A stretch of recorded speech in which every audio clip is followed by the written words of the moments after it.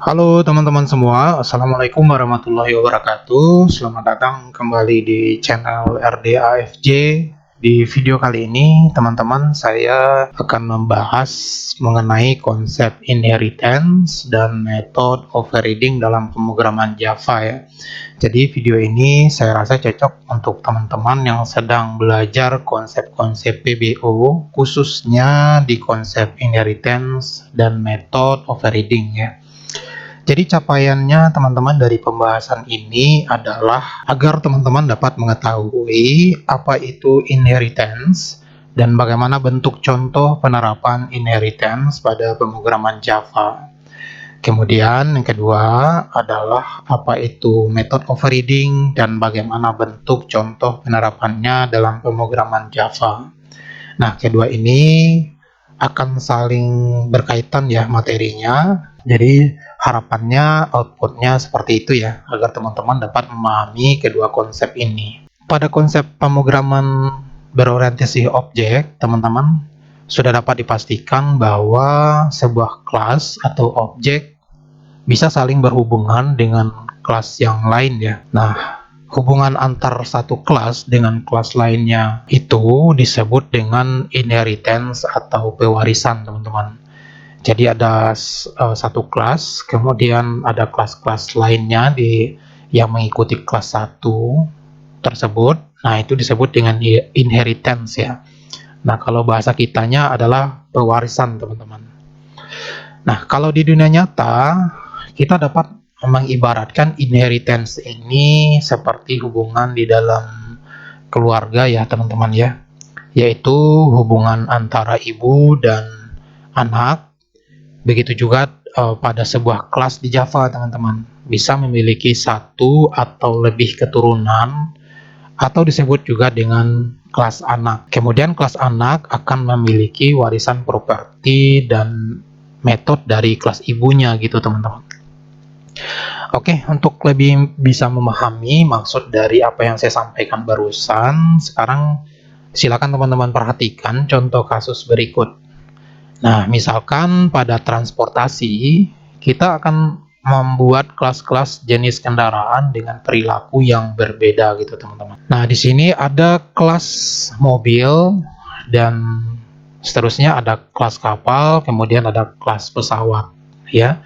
Yang dimana pada masing-masing kelas ini terdapat propertinya masing-masing dan metodenya masing-masing. Ya, properti ini dibuat dalam bentuk variabel ya, teman-teman ya. Nah, seperti ini, misalnya mobil, variabelnya ada nama, warna, jumlah roda gitu ya. Begitu juga dengan di kapal juga sama ya, dan pesawat juga sama. Kemudian metode dari mobil ini terdapat ada kapasitasnya, kemudian jenis ya.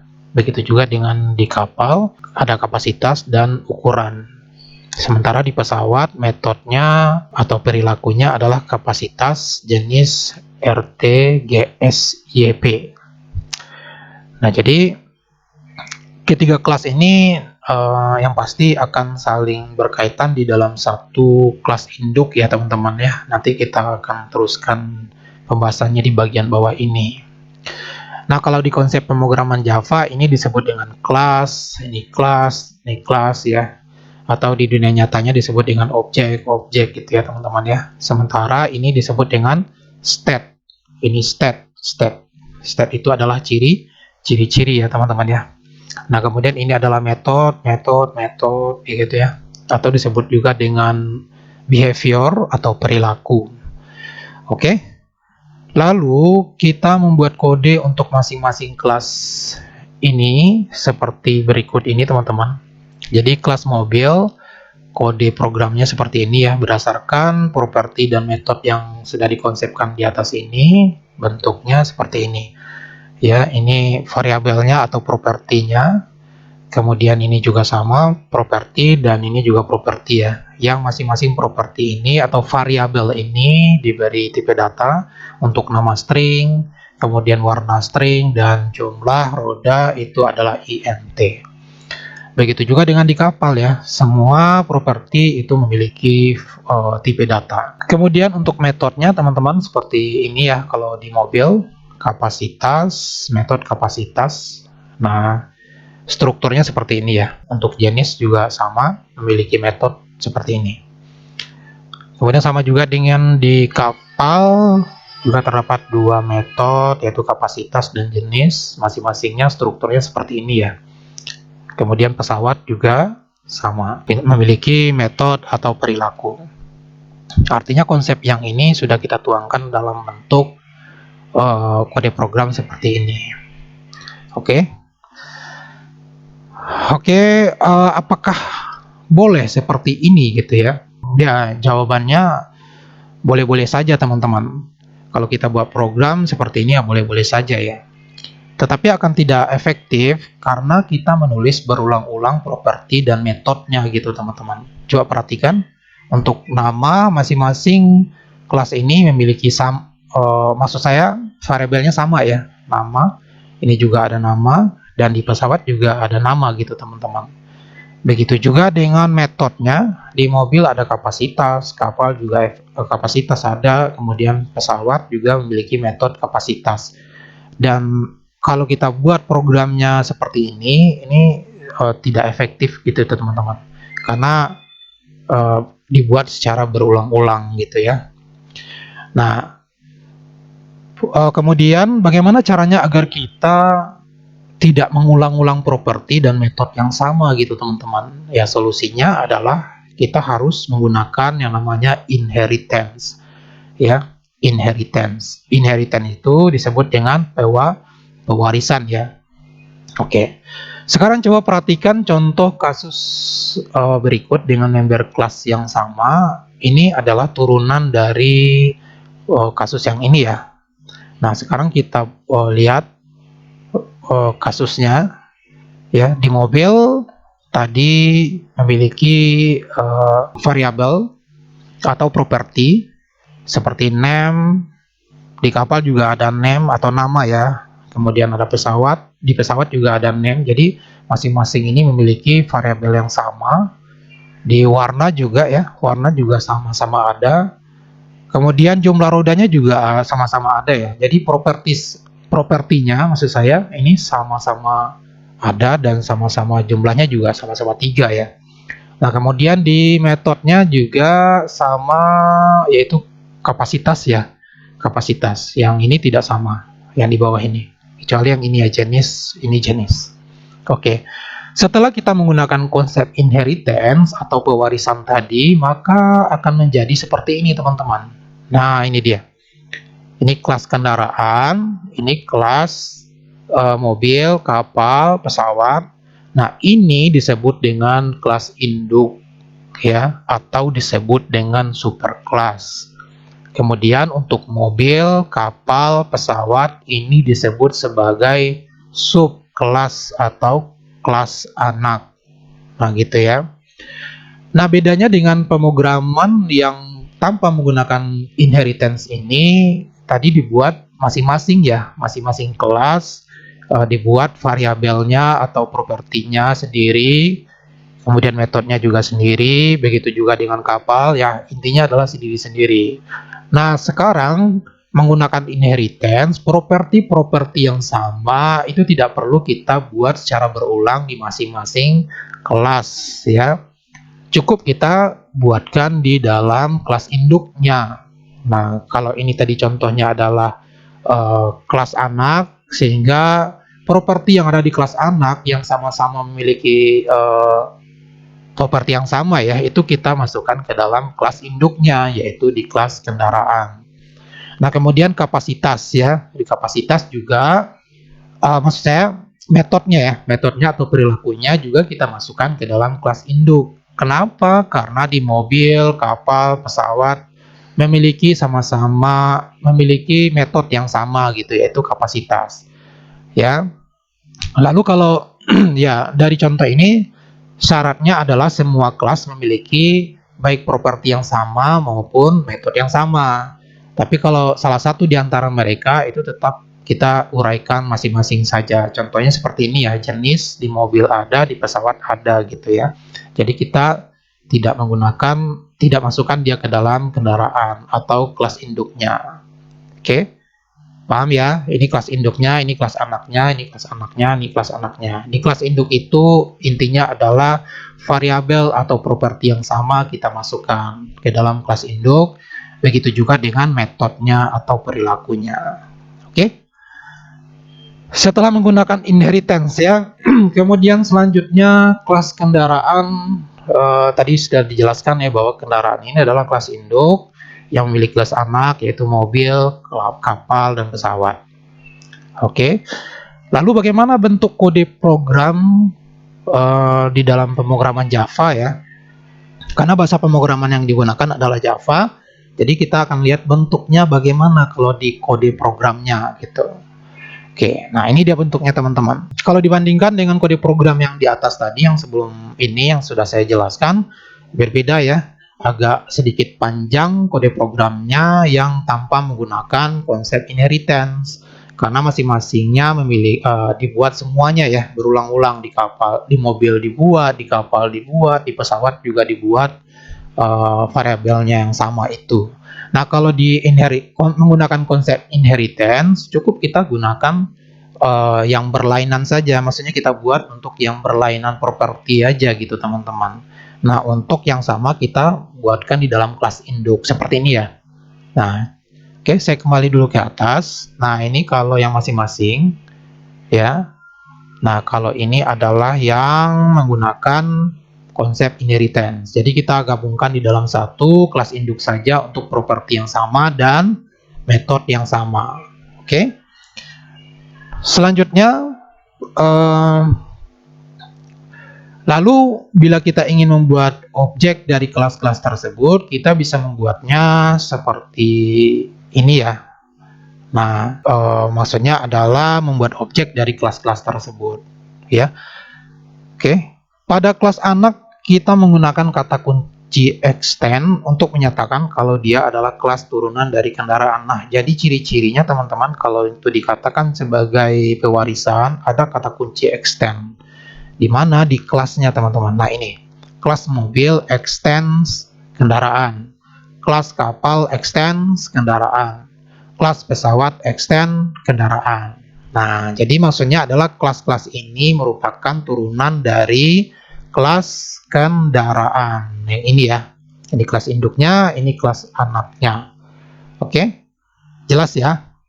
Nah, ini adalah kita kalau membuat objek dari kelas-kelas tersebut, kita bisa membuatnya seperti ini. Oke, nah ini akan kita terapkan untuk di program utamanya nanti ya, teman-teman ya.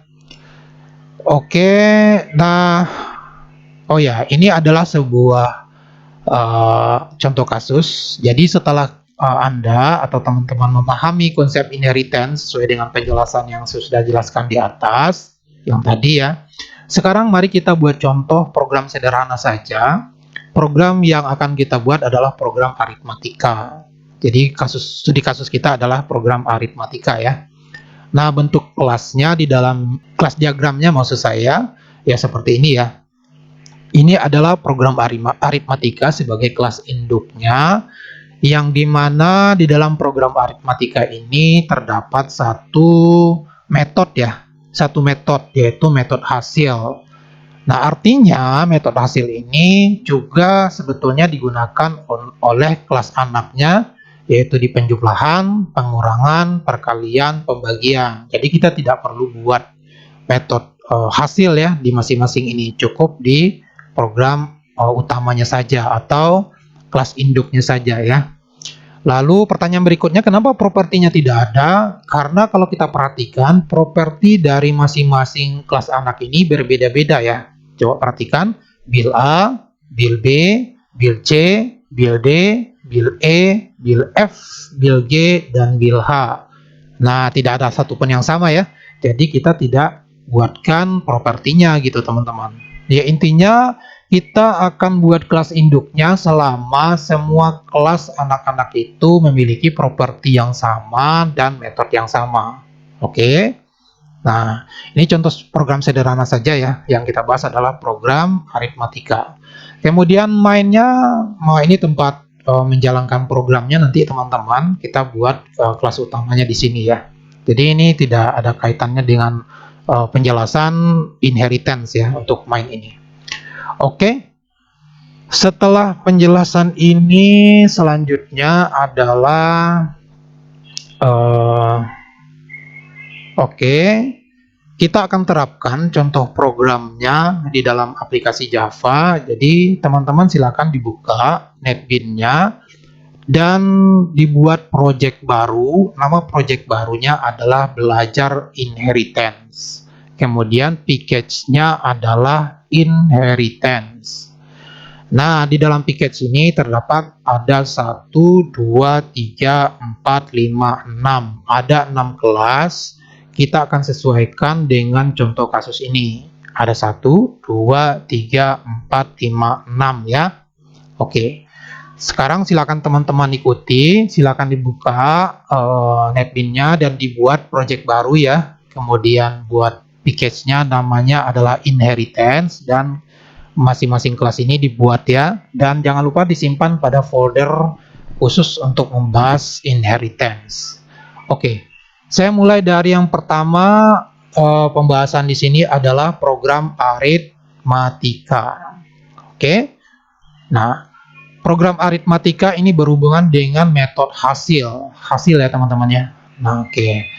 Saya sudah buatkan kode programnya, jadi saya tidak membuat kode ulang, tinggal saya menjelaskan. Tapi teman-teman yang sedang belajar tentang inheritance ini, saya sarankan silahkan dipraktekkan, diketik, ya, dicoba programnya gitu sampai dengan berhasil ya. Baik, ini program aritmatika, yang manakah dia? Yang ini ya, yang program induknya ya, atau kelas induknya teman-teman. Nah, ini dia. Kemudian float hasil, ini metodenya. Metode hasil. Yang dimana tipe datanya kita akan gunakan float. Ya, tipe data float ini digunakan untuk bilangan pecahan, tapi yang digitnya tidak panjang ya, yang sedikit saja. Oke. Nah, di dalam metode hasil ini hanya ada perintah untuk memberikan keterangan output ya yang akan dihasilkan, yaitu hasil akhir proses aritmatika. Jadi program induknya hanya menampilkan yang ini saja ya, tidak ada melakukan proses yang lainnya, cukup dia menghasilkan yang ini. Oke, silakan teman-teman ketik programnya, perhatikan tulisannya jangan sampai ada yang salah-salah ya. Oke. Selanjutnya saya akan bahas ke penjumlahan. Nah, ini penjumlahan ya. Saya buka dulu penjumlahan. Jadi silakan teman-teman buat kelas baru, namanya adalah penjumlahan ya. Nah, ini penjumlahan teman-teman. Nah, di penjumlahan ini terdapat hanya 2 properti seperti contoh di konsepnya ya. Nah, ini propertinya adalah bil A, bil B, atau variabel ya. Boleh properti, boleh variabel, boleh, atau disebut dengan ciri-ciri dari kelas penjumlahan juga boleh ya, atau disebut juga atribut juga boleh. Nah, jadi tidak ada masalah itu. Oke. Nah, ini 2 variabel saja, yaitu bil A dan bil B. Tipe datanya adalah float ya. Nah, ini dia float. Oke. Nah, coba teman-teman perhatikan ketika teman-teman membuat kode programnya, nanti teman-teman tambahkan di sini adalah extend program aritmatika. Artinya kelas penjumlahan ini merupakan turunan dari program aritmatika yang isinya hanya 2 properti seperti ini saja. Tidak ada metode ya. Yang ada cuman mendeklarasikan 2 variabel, yaitu variabel A, variabel B dengan tipe data float. Silahkan dibuat programnya, kode programnya ya. Oke, setelah itu saya lanjut ke perkalian. Oke, perkalian ya. Jadi saya buka perkalian. Silakan teman-teman buat kelas baru, namanya adalah perkalian. Oke. Nah, di perkalian ini teman-teman sama persis penjelasannya dengan penjumlahan tadi ya. Sama dengan proses penjumlahan ini penjelasannya. Perkalian ya, harusnya pengurangan dulu. Oke, nggak masalah, kita ke perkalian aja dulu.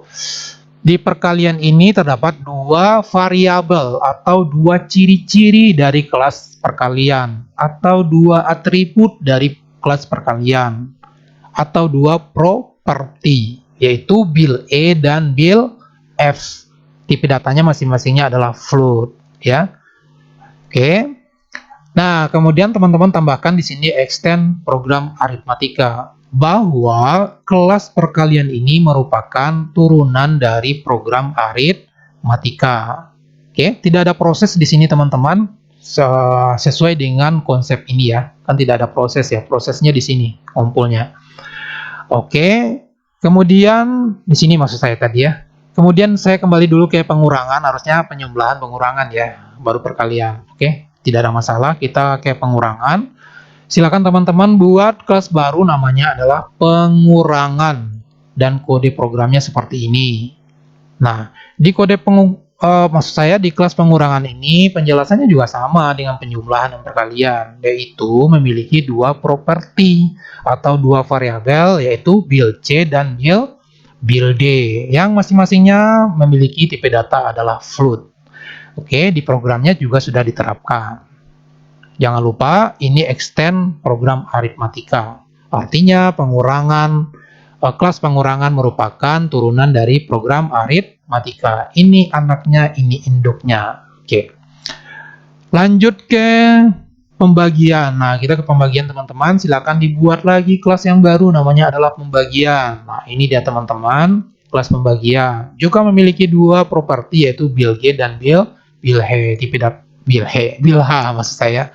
Tipe datanya adalah float. Jangan lupa extend program aritmatika, yang artinya adalah pembagian merupakan anak dari program aritmatika. Oke. Jadi begitu caranya teman-teman implementasi dari kode program, konsep ini ke dalam bentuk kode programnya ya. Jadi saya rasa ini sangat mudah memahami konsepnya, sangat mudah, tinggal nanti menerapkan kalau kita punya kasus yang agak rumit ya. Yang penting konsepnya paham dulu, itu yang paling penting gitu. Konsepnya paham dulu. Oh, bahwasanya kalau inheritance konsepnya seperti ini. Ada induk, ada anak, itu kalau kita berbicara tentang inheritance ya, turunan. Ada induk, ada anak, ada superclass, ada subclass. Nah, gitu ya, teman-teman ya. Oke, sekarang kita ke mainnya ini. Ke main ini ya. Silakan teman-teman buat kelas baru, kita akan buat. Silakan teman-teman ikuti maksud saya. Kalau saya sudah buat. Nah, ini kelas mainnya. Jadi teman-teman buat kelas baru ya. Namanya adalah main. Jangan lupa ada kata-kata public static void main. Atau di awal tadi teman-teman juga sudah punya main misalnya ya. Ya tidak ada masalah, langsung saja teman-teman buka mainnya. Oke. Nah, sekarang kita akan buat objek dari kelas induk dan anak-anaknya tadi. Nah, ini membuat objek program aritmatika. Maksudnya adalah kita akan buat objek untuk program aritmatika ini. Kode programnya seperti apa?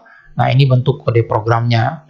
Program aritmatika, kemudian ini variabelnya, kemudian ini adalah metodenya. Ya, kita buat metodenya. Oke. Selanjutnya kita buat juga objek penjumlahan dan nilai propertinya. Nilai ya, pakai nilai. Kalau tadi properti aja, kalau sekarang ini kita tambah dengan nilainya. Oke, silakan dibuat. Ini adalah kelas penjumlahan. Ini cuman variabel saja, jadi nggak usah dipusingkan. Kalau dibuat variabel lain ya juga silakan. Kalau dibuat jumlah aja juga tidak ada masalah. Nah, ini adalah kelas tadi ya, kelas penjumlahan maksudnya. Kita akan panggil metodenya.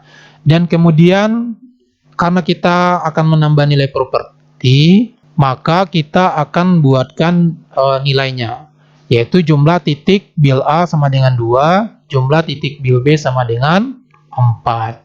Oke teman-teman, saya istirahat dulu, mau sholat Jumat. Oke, kita lanjut ya. Tadi sampai di mana ya? Sampai kita cek dulu di sini. Oh ya, pengurangan ya. Oke. Nah, selanjutnya begitu juga dengan pada kelas pengurangan. Ya. Pengurangan kita buat variabelnya kurang. Kemudian kita buat metodenya ya, dan kemudian kita berikan nilai pada masing-masing variabel, yaitu bil C sama dengan 10, bil D sama dengan 6 ya, dan seterusnya. Untuk kali, bagi juga sama ya, kita berikan masing-masing propertinya itu nilai. Oke, nah jadi teman-teman silakan dibuat kode programnya untuk kelas main ini. Dan terakhir di sini adalah memanggil metode hasilnya ya. Jadi metode-metode yang sudah kita buat di atas, hasilnya kita panggil berdasarkan variabel pada metode tersebut, misalnya jumlah yang ini. Nah, untuk hasilnya itu dipanggil dari kelas program utama, maksudnya yang ini ya. Nah, dipanggil di metode yang ada pada kelas induknya, yaitu program aritmatika.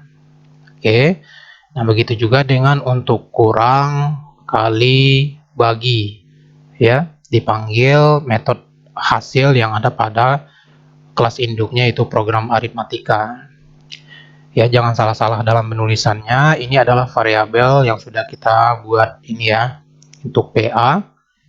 Nah, ini dia, jangan sampai salah. Jumlah yang ini, kemudian kurang ini, selanjutnya untuk kali yang ini, dan bagi yang ini. Oke ya, kita sudah menerapkan atau mengimplementasikan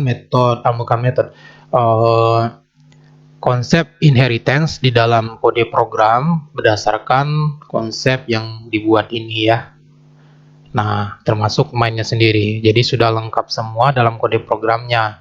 Sekarang kita coba jalankan programnya dengan cara di main ini ya. Kita klik kanan dan run file. Oke, kita cek dulu hasilnya.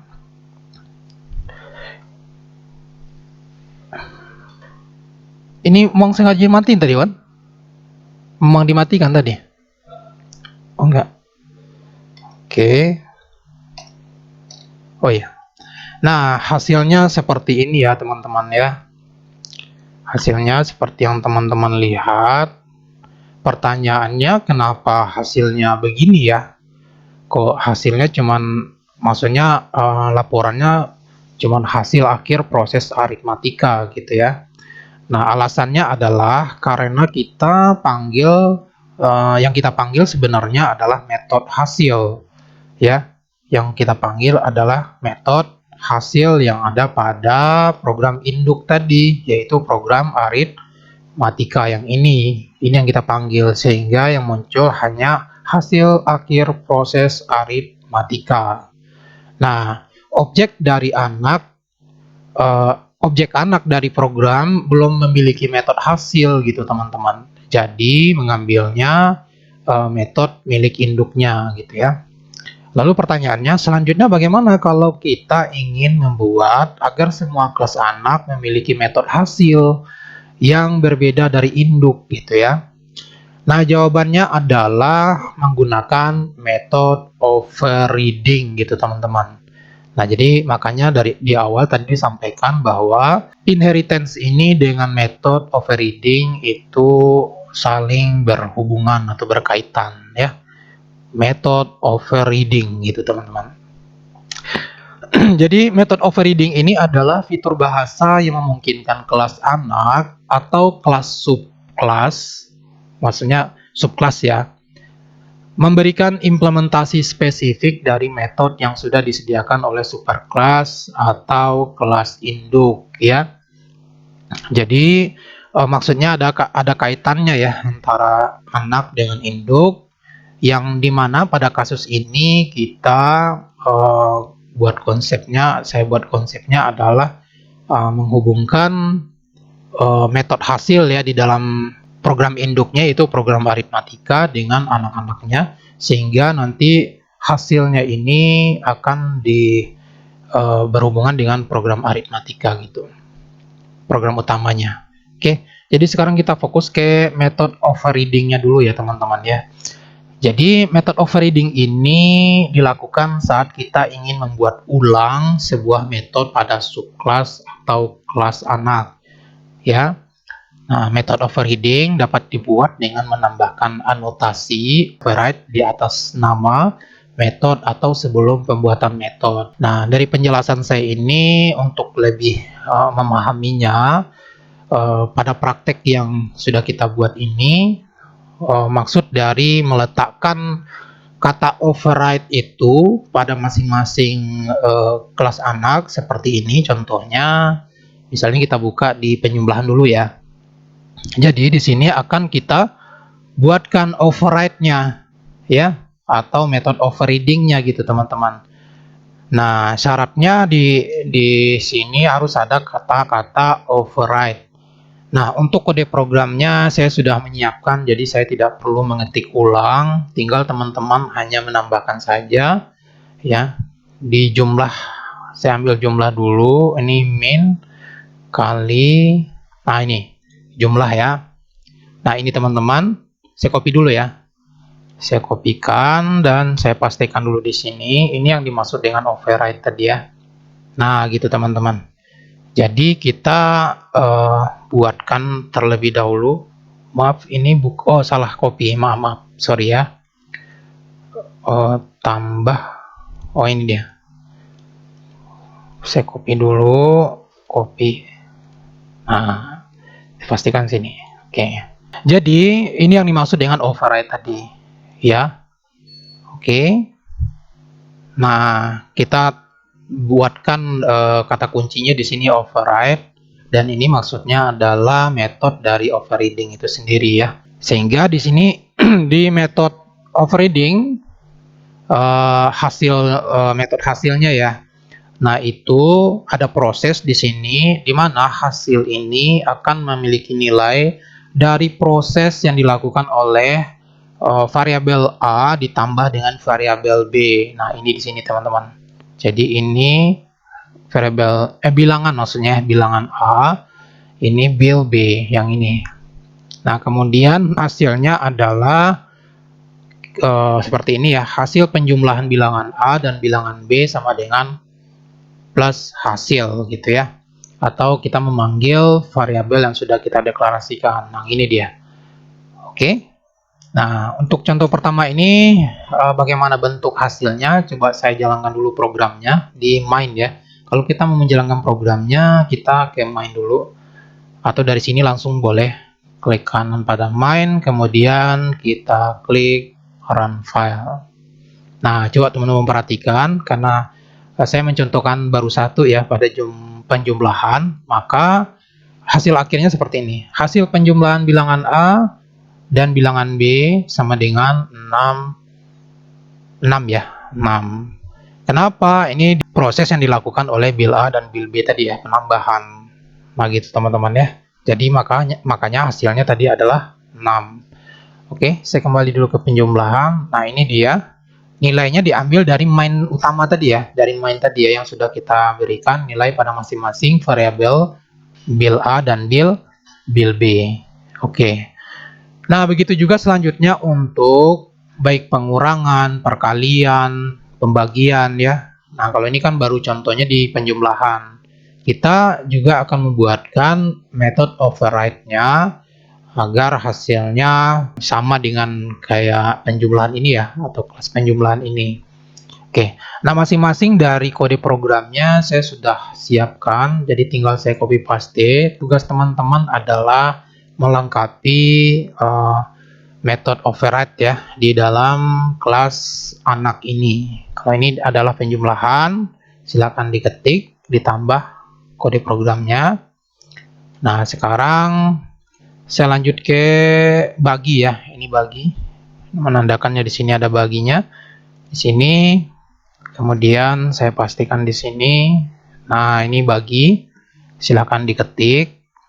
Penjelasannya sama persis dengan penjumlahan tadi ya. Bedanya cuma di proses. Kalau ini adalah bagi. Kalau tadi penjumlahan atau plus ya, kita tambah plus. Terus kemudian hasilnya ini ya. Selanjutnya setelah bagi apalagi ya, kurang.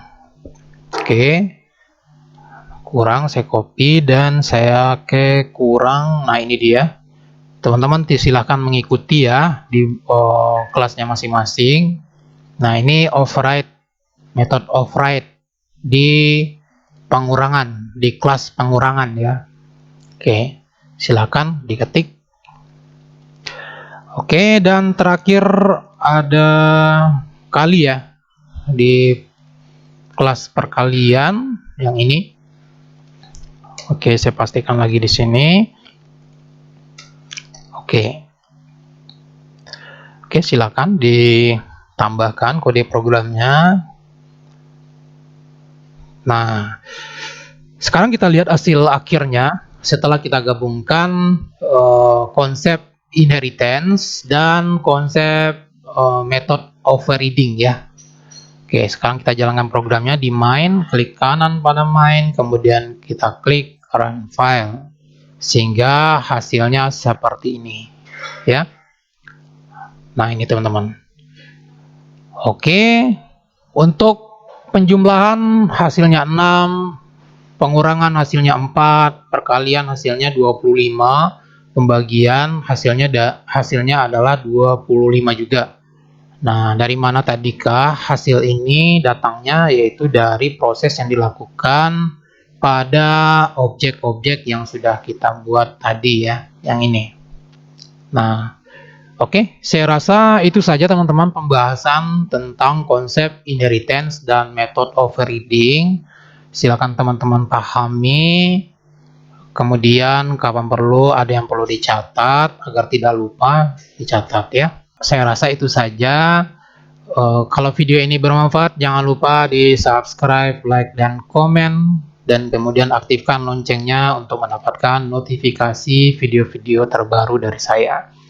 Terima kasih atas perhatiannya. Banyak maaf. Wassalamualaikum warahmatullahi wabarakatuh.